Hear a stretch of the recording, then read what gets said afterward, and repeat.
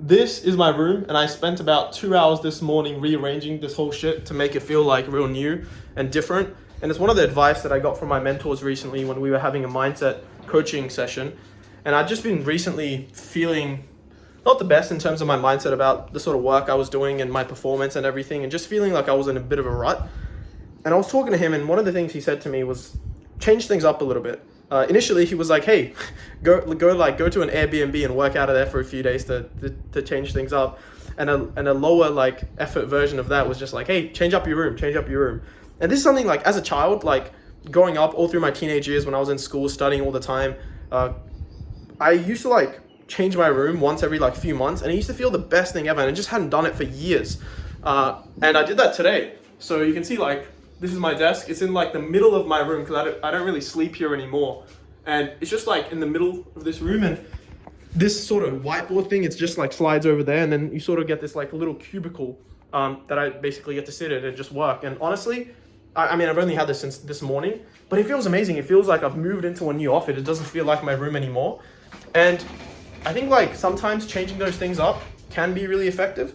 So I guess like just a message to you, if you have a desk, a room, and you're feeling like, probably like if you have like some sort of workstation where you like study or do work and you've just spent so many hours on it, like you remember all the nights that you broke down because that assignment was due, or like, you know, all the nights you were stressed because you had a work presentation tomorrow morning, all the like painful, but also, you know, all the happy hours. Usually you only remember the painful hours, low key, but all of the time that's been spent on that desk and you're like, man, just another day. Switch it up, change your whole, you know, room up.